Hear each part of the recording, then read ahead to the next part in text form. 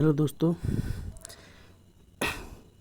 आशा करता हूँ आप सब अच्छे होंगे और आपकी पढ़ाई भी बढ़िया चल रही होगी।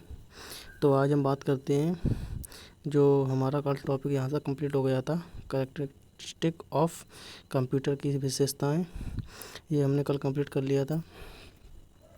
आज हम बात करेंगे कंप्यूटर से लिमिटेशन के बारे में और उसके आगे के टॉपिक्स के बारे में। तो चलिए देखते हैं। इसमें देखना आप, लिमिटेशन क्या होता है, ये मैंने कल शायद बता दिया था आपको कि लैक ऑफ आईक्यू, यानी कि सोचने की उसके अंदर क्षमता नहीं होती है, महसूस करने की उसके अंदर क्षमता नहीं होती है, और do not learn from past experience, पिछली चीज़ों को वो नहीं याद रख पाता है। निर्देश करना, जैसे किसमें या पिछले कार्यों से वह कुछ भी नहीं सीखता, या प्रत्येक कार्य के लिए दो दो बार निर्देश पर निर्भर करता है। तो ये कल हमने बता दिया था। आज हम बात करते हैं आगे के प्रोसेस के बारे में, और आगे था कैपेबिलिटी ऑफ कंप्यूटर। यहाँ से हम देखते हैं कैपेबिलिटी ऑफ कंप्यूटर, या आप इस तरीके से भी देख सकते हैं इसको कि एप्लीकेशंस ऑफ कंप्यूटर, क्योंकि इसका मतलब है कि कंप्यूटर का जो प्रयोग है वो किस किस क्षेत्र में होता है और किस किस सेक्टर में हो रहा है और किस लिए हो रहा है। ये सारी चीज़ें इसके आप कैपेबिलिटी ऑफ कंप्यूटर में दे सकते हैं। और पूछता भी है कि कंप्यूटर का प्रयोग किस किस क्षेत्रों में होता है, उसका MCQ बना देता है यहाँ से। तो सबसे पहला है जैसे कार्य क्षमता, उपयोगिता, उत्पादकता के कारण आज कंप्यूटर मानव जीवन का अभिन्न अंग बन गया है। आज कंप्यूटर का प्रयोग विभिन्न फील्ड में कर रहे हैं। जैसे यहाँ आप देखेंगे, सबसे पहला तो मोस्ट इम्पोर्टेंट, सबसे पहला तो यही है, एजुकेशन सेक्टर में कंप्यूटर का प्रयोग काफ़ी तेज़ी से बढ़ रहा है। आप कल देखेंगे कि जो कोविड-19 से पहले हमारा जो एजुकेशन सेक्टर था वो ऑनलाइन इतना नहीं था, लेकिन कोविड-19 के बाद डिजिटल पर, यानी कि ऑनलाइन इतना स्किल्स एजुकेशन आ गया है कि जो ऑफलाइन सेंटर थे, ऑफलाइन कोचिंग्स थी, ऑफलाइन संस्थाएं थी, वो अब सबसे ज़्यादा मोस्टली ऑनलाइन ही हो चुकी हैं। तो ये एजुकेशन पे एक बहुत बड़ा प्रभाव डाला है इसने। तो कंप्यूटर का डेवलपमेंट मुख्यतः मैथमेटिक्स प्रॉब्लम को सॉल्व करने के लिए किया जाता है, स्कूलों में सॉल्व करने के लिए किया जाता है। इसका सबसे अधिक उपयोग सांख्यिकी, इकोनॉमिक्स, स्टैटिस्टिक्स, जटिल विषयों को करने के लिए किया जाता है। पर्सनल इंफॉर्मेशन को वापस प्राप्त करनी है, स्कूल में विद्यार्थियों को different to subject related and विभिन्न क्वालिफिकेशन या एजुकेशन कंप्यूटर द्वारा लिखाई जाती हैं। ये सारी चीज़ों के लिए कंप्यूटर सेक्टर का प्रयोग एजुकेशन में किया जाता है। दूसरा होता है बिजनेस पर्पज से और कॉमर्शियल के लिए भी इसका यूज़ किया जाता है। यहाँ आप देखेंगे यूज ऑफ बिजनेस में इसका उपयोग किया जाता है। Computerise trade and business starting stage, e-commerce जैसे फ्लिपकार्ट हो गया, अमेजोन्स हो गया, ये सब ई-कॉमर्स में आता है आपका। उसके बाद बिजनेस ऑर्गेनाइजेशन, अपना व्यापार, वर्ल्ड वाइड वेब, ये सारी चीज़ें। उसके बाद देखेंगे आपका हेल्थ सेक्टर में कंप्यूटर का प्रयोग हेल्थ सेक्टर में भी किया जा सकता है। कंप्यूटर का अधिक से अधिक उपयोग किया जाता है CT स्कैन करने के लिए, अल्ट्रासाउंड सोनोग्राफी के लिए आदि के लिए इसका यूज़ किया जाता है।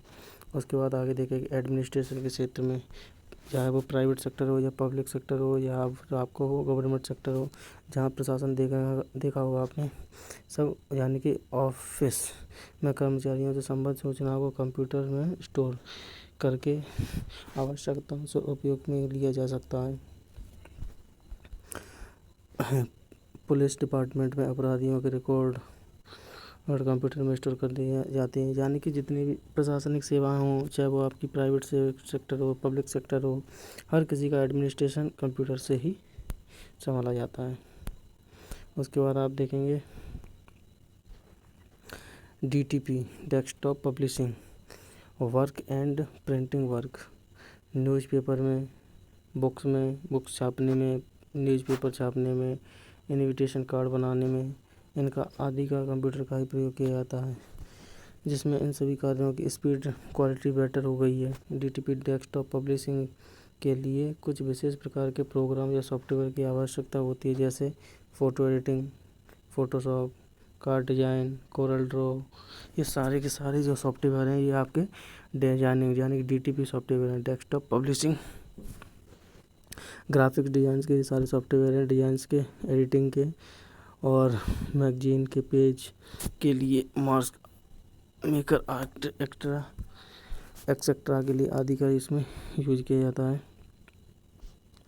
उसके बाद मैसेज ट्रांसमिशन के लिए भी इसका यूज किया जाता है। जैसे किसी भी देश की आधुनिकता उसकी संचार व्यवस्था से लगाई जाती है।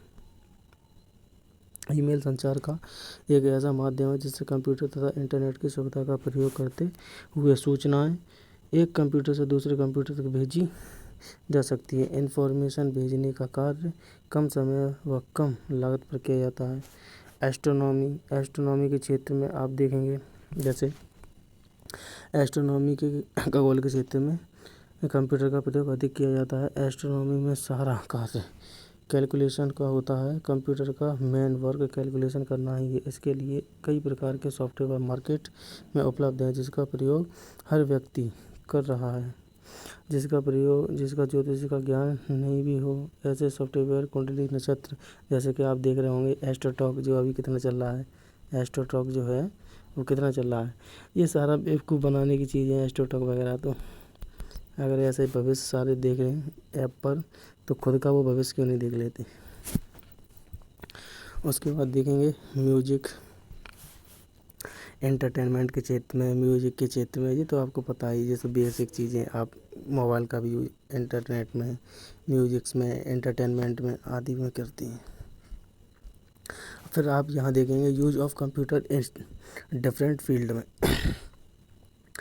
कम्युनिकेशन फील्ड में होता है कंप्यूटर का प्रयोग, यहाँ आप देखें कम्युनिकेशन फील्ड होता है, फाइनेंशियल फील्ड होता है, बिजनेस फील्ड होता है, एजुकेशन फील्ड होता है, computer CAD computer aided design में, उसके बाद बैंकिंग में, मशीन्स में, कैम में, साइंटिफिक रिसर्च में, यानी कि इसरो वगैरह, DRDO वगैरह सब में, होम घरेलू पर्सनल के जो किया जाता, लॉ में, सब जगह कंप्यूटर का प्रयोग होता है। अब देखिए कंप्यूटर जो होता है, मैंने कल आपको बताया था कि कंप्यूटर, ये जो आपका कंप्यूटर है,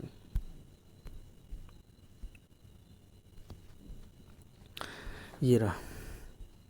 अब यहाँ आप देखेंगे इस कंप्यूटर में सबसे पहला काम होता है इनपुट को डालना, इनपुट देना।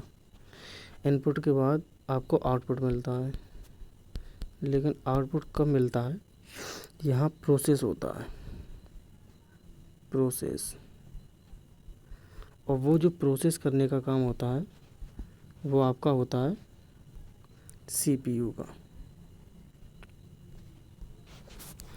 ठीक है। CPU central processing unit. CPU क्या है, यहाँ देखना आपको, CPU जो होता है कंप्यूटर का मस्तिष्क होता है। इसका मुख्य कार्य प्रोग्राम्स को क्रियान्वित यानी एग्जीक्यूट करना। इसके अलावा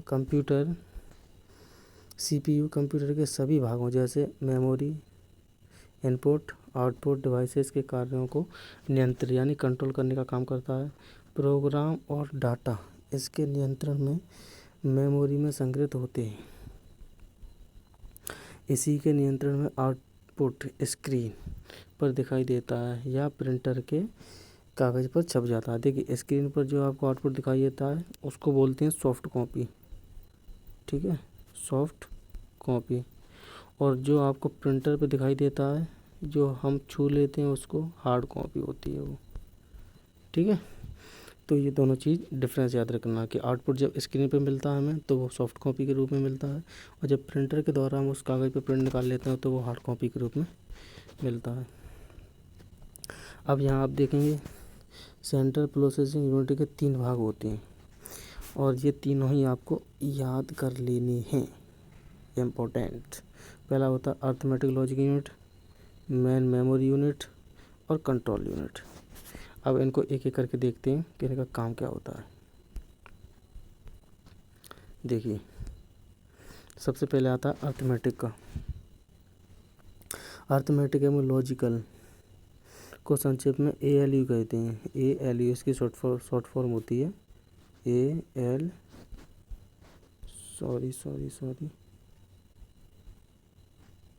इसकी फुल फॉर्म होती है आपकी ALU शॉर्ट फॉर्म। इसको बोलते हैं अर्थमेटिक लॉजिक और यूनिट, ठीक है। यह यूनिट डाटा पर अंकगणितीय गणना जैसे जोड़, घटाव, गुणा, भाग और लॉजिकल ऑपरेशन जैसे greater than, less than, equal to, not equal to, is equal to, ये सारी चीज़ें आपके इसी में आती हैं। अर्थमेटिक में आपका प्लस माइनस, सब्ट्रैक्शन, डिवाइड, ये सारी चीज़ें आती हैं। लॉजिक में आपका ग्रेटर देन, लेस देन, ये सारी चीज़ें आती हैं। और ALU सभी गणनाओं को पहले अंकगणितीय क्रियाओं में बांट लेता है, जैसे मल्टीप्लिकेशन, बार बार जोड़ने की क्रिया में बदलना, बाद में इन्हें विद्युत यानी पल्स में बदल कर परिपथ में, परिपथ माने होता है मार्ग, ठीक है, रास्ता, परिपथ यानी कि रास्ते में आगे संचालित किया जाता है। तार्किक क्रिया यानी कि लॉजिकल ऑपरेशन में ALU दो भागों, दो संख्याओं या डाटा की तुलना करता है और प्रक्रिया यानी प्रोसेस में निर्णय लेने का कार्य करता है। ALU कंट्रोल यूनिट से निर्देश यानी इंस्ट्रक्शन लेता है। यह मेमोरी से डाटा प्राप्त करता है और मेमोरी में ही सूचना इन्फॉर्मेशन को लौटा देता है। ALU के कार्य करने की गति तीव्र होती है। यह लगभग, यहाँ देखेंगे आप, 10 लाख गणनाएं प्रति सेकंड की गति से करता है। 10 लाख गणना प्रति सेकंड, 1 सेकंड में 10 लाख गणना करने की इसकी स्पीड होती है। इसमें कई रजिस्टर और एक्यूमुलेटर होते हैं। एक्यूमुलेटर ये मेमोरी के भाग होते हैं। रजिस्टर होता है, एक्यूमुलेटर होते हैं जो गणनाओं के दौरान क्षणिक मेमोरी का कार्य करते हैं। ALU प्रोग्राम के आधार पर कंट्रोल यूनिट के बताए के अनुसार सभी डाटा मेमोरी से प्राप्त करके एक्यूमुलेटर में रख देता है। रजिस्टर, एक्यूमुलेटर ये सब मेमोरी के ही यूनिट्स होते हैं। आगे पढ़ेंगे इनके। फिर आप देखेंगे नीचे आगे आप ये देखेंगे आप, ये अर्थमेटिक का ऑपरेशंस होते हैं और ये आपके लॉजिकल ऑपरेशन होते हैं। अर्थमेटिक आप में जैसे जोड़, घटाव, गुणा, भाग, ये आपके अर्थमेटिक्स में आते हैं। और जबकि इक्वल टू, हैज, यानी इक्वल टू माने समान होता है और हैज माने होता है असमान। नॉट इक्वल टू बड़ा, ये होता है बड़ा, और नोट लगा दिया तो बड़ा और बड़ा नहीं, बड़ा और बराबर, छोटा और बराबर, ये सब जो कंडीशंस होती हैं वो लॉजिकल ऑपरेशन में आती हैं, ठीक है। तो अर्थमेटिक लॉजिक यूनिट का काम क्या होता है? गणितीय गणनाओं करने के लिए। उसके बाद आता उसकी फुल फॉर्म पूछेगा, या सिंपल सी ये परिभाषा पूछता है। ऐसे इनकी फुल फॉर्म आपको याद होनी चाहिए, CU की, MU की, मेमोरी यूनिट और अर्थमेटिक लॉजिक यूनिट। उसके बाद आता है कंट्रोल यूनिट। यह भाग आंतरिक क्रियाओं यानी इंटरनल प्रोसेस को, इनपुट आउटपुट क्रियाओं को नियंत्रित करता है। साथ ही मेमोरी और ALU के मध्य डाटा के आदान प्रदान को निर्देश करता है। वह प्रोग्राम को क्रियान्वित यानी एग्जीक्यूट करने के लिए प्रोग्राम के निर्देशों को मेमोरी से प्राप्त करता है। निर्देशों को विद्युत संकेत यानी इलेक्ट्रिक सिग्नल में परिवर्तित करके यह उचित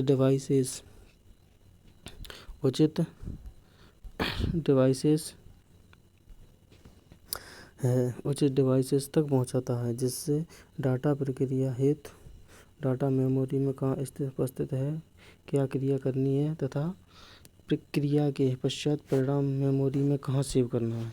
ये सब इसी का काम होता है। कंट्रोल यूनिट को ये बताता है कि किस तरीके से क्या काम करना है और डाटा को स्टोर करना, प्रोसेसिंग को कंट्रोल करने का काम इसी का होता है।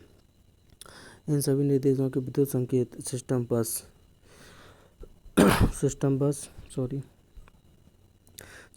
की नियंत्रक बस सिस्टम बस होती है। कंट्रोल बस के माध्यम से कंप्यूटर भागों को संचालित करता है, यानी भागों तक संचालित करता है। उसके बाद होता है रजिस्टर। रजिस्टर जो होता है, रजिस्टर का क्या काम होता है, यहाँ देखिए कई टाइप्स के रजिस्टर होते हैं आपके। जैसे कंप्यूटर निर्देश CPU के द्वारा क्रियान्वित किए जाते हैं। निर्देशों को क्रियान्वित करने के लिए सूचनाओं का आदान प्रदान होता है। सूचनाओं को संतोषजनक व तेज़ी से आदान प्रदान करने के लिए बहुत फास्ट होता है। रजिस्टर के लिए कंप्यूटर का CPU मेमोरी यूनिट का प्रयोग करता है। इन मेमोरी यूनिट को रजिस्टर कहते हैं। रजिस्टर मुख्य मेमोरी यानी मेन मेमोरी के भाग नहीं होते हैं। इनमें सूचना अस्थायी रूप से टेम्परेरी रूप से संग्रहित रहती है। किसी भी रजिस्टर का आकार उसकी बिट संग्रहित कर सकता है तो इसे 8 बिट रजिस्टर कहते हैं। इन बिटों 16 बिट रजिस्टर वाले कंप्यूटर तो साधारण हैं, जबकि 32 बिट तथा 64 बिट के प्रोसेसर भी उपलब्ध हैं। रजिस्टर जितने अधिक बिट की होगी उतनी ही गति उसकी तेज होगी। तेजी से कंप्यूटर में डाटा प्रोसेसिंग का कार्य संपर्क करता है। कंप्यूटर में प्राय निम्न प्रकार के रजिस्टर होते हैं। जैसे हम लेते हैं, कोई भी कंप्यूटर लेते हैं, कितने जीबी का है, 8 जीबी रैम है, इसमें 64 बिट का है, 32 बिट का है, 16 बिट का है। तो ये इसकी मेमोरी क्षमता होती है कार्य करने की। 32 बिट का होगा तो उसकी प्रोसेसिंग क्षमता कम होगी, 64 बिट का होगा तो उसकी प्रोसेसिंग क्षमता ज़्यादा होगी। जैसे पहला होता है एड्रेस रजिस्टर में आप देखेंगे, memory address register. Memory address register यह कंप्यूटर निर्देश की एक्टिव मेमोरी लोकेशन को संग्रहित रखता है। मेमोरी बफर रजिस्टर, यह रजिस्टर मेमोरी से पढ़े गए या लिखे गए किसी शब्द के तथ्यों कंटेंट को संग्रहित रखता है। एक्यूमुलेटर, यह रजिस्टर क्रियान्वित होने वाली अगले निर्देश का पता संग्रहित रखता है। और एक्यूमुलेटर, यह रजिस्टर क्रियान्वित होते हुए डाटा को उसके माध्यमिक, इंटरमीडिएट रिजल्ट व अंतिम रिजल्ट को संग्रहित रखता है। प्राय ये रजिस्टर सूचनाओं के क्रियान्वयन के समय प्रयोग होता है। उसके बाद इंस्ट्रक्शन रजिस्टर, ये सारे रजिस्टर के टाइप्स होते हैं। कोई डाटा को पहले रखता है, कोई एग्जिट टाइम पे रखता है, कोई डाटा को प्रोसेसिंग के लिए रखता है। तो ये सारे इसके टाइप्स होते हैं, ये आप देख लेंगे। ये नहीं पूछता है, मेनली बस यही पूछेगा आपसे रजिस्टर और सीपीयू के बारे में। और रजिस्टर का क्या काम होता है, मेमोरी यूनिट होता है, फास्टेज होता है, और डाटा को किस तरीके से और कैसे कैसे तेज़ी से काम करने के लिए यूज किया जाता है। और इसके टाइप्स में ये चीज़ें आती हैं जो आप एक्सटर्नली यूज और पढ़ सकते हैं। उसके बाद देखेंगे इनपुट आउटपुट रजिस्टर। यह रजिस्टर विभिन्न इनपुट आउटपुट डिवाइस के माध्यम से सूचनाओं के आवागमन के लिए प्रयोग किए जाते हैं। इनपुट किस से आ रहा है तो उसकी स्पीड्स क्या है, आउटपुट दे आ रहा है तो उसकी स्पीड्स क्या है, डाटा को किस तरीके से प्रोसेस करके एंटर करना है, डाटा को किस तरीके से प्रोसेस करके आउटपुट देना है। उसके बाद यहाँ आप देखेंगे इंस्ट्रक्शन। इंस्ट्रक्शन क्या होता है, set of set, instruction set commands होती हैं जो हम देते हैं कंप्यूटर को कार्य करने के लिए। जैसे सीपीयू के निर्देश जो कमांड्स को क्रियान्वित एग्जीक्यूट करने के लिए कंट्रोल यूनिट में तैयार किए जाते हैं। निर्देश समूह इंस्ट्रक्शन सेट वैसे सभी क्रियाओं की सूची तैयार करता है जो सीपीयू कर सकता है। इंस्ट्रक्शन सेट का प्रत्येक निर्देश माइक्रो कोड में व्यक्त किया जाता है जो सीपीयू को यह बताता है कि जटिल क्रियाओं को कैसे क्रियान्वित करना है। इंस्ट्रक्शन आपको इतना दिमाग में रखना है, ये इंस्ट्रक्शन सेट्स होते हैं, ये सिर्फ कमांड्स होती हैं जो हम कंप्यूटर को देते हैं। और उसके बाद प्रोसेस होता है, प्रोसेस होने के बाद कंट्रोल यूनिट का काम होता है इसको कहाँ ले जाना है, प्रोसेस कितना कराना है, कैसे प्रोसेस कराना है, आउटपुट कैसे देना है, ये सारा कंट्रोल यूनिट का काम होता है। उसके बाद देखेंगे आप प्रोसेसर स्पीड। प्रोसेसर स्पीड या प्रोसेसर गति से तात्पर्य प्रोसेसर द्वारा सूचनाओं को क्रियान्वित करने, यानी कि वही क्रियान्वित एग्जीक्यूट करने की गति से होता है। प्रोसेसर की गति मेगाहर्ट्ज़, ये आप नोट कर लेना। प्रोसेसर की जो गति होती है वो मेगाहर्ट्ज़ में नापी जाती है, इसको आप नोट कर लेना। उसके बाद देखना किसी प्रोसेसर की गति प्रोसेसर के द्वारा प्रयोग की जा रही डाटा बस पर निर्भर करती है। डाटा बस प्रोसेसर में डाटा के आवागमन के लिए प्रयोग की जाती है। यह डाटा बस 8 bits, 16 bit, 32 bit, 64 bit, 128 bit की होती है। 8 बिट से तात्पर्य एक समय में 8 बिट डाटा ट्रांसफ़र करने से है। इसी प्रकार 128 बिट डाटा बस से तात्पर्य एक समय में 28 बिट डाटा से ट्रांसफ़र होने से है। डाटा बस का आकार अधिक होगा, प्रोसेसर की गति उतनी ही अधिक होगी। देखिए बस क्या होती है, बस जो होती है वो डाटा को ट्रैवल करने का एक माध्यम होता है। जो मदरबोर्ड में सर्किट के द्वारा डाटा सर्किट्स में क्या होता है,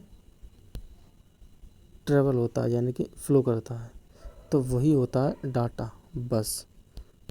बस जो अक्सर आपसे पूछा जाए तो डाटा को एक जगह से, एक प्लेस से दूसरे प्लेस पर ले जाया जाता है वो बस के माध्यम से। ये डाटा जो फ्लो करता है यहाँ से वहाँ जाने के लिए वो बस होता है। तो डाटा बस पर निर्भर करती है उसकी स्पीड, प्रोसेसर स्पीड।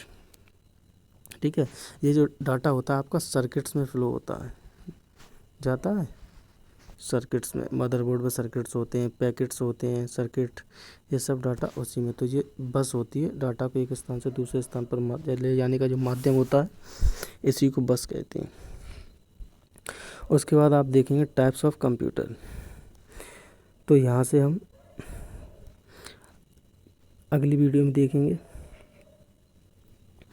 और इसको आप मैंने जितना बताया उतना नोट कर लें, बेसिक इसकी इन्फॉर्मेशन और जो डेफिनेशन पढ़ लें। इसमें इतना कुछ कॉम्प्लिकेटेड नहीं है, बस ऊपर से इसको देख लें, क्योंकि बेसिक इसी को आंसर बनते हैं यहाँ से। और यहाँ से आप कल देखेंगे, हम अगली वीडियो में देखेंगे।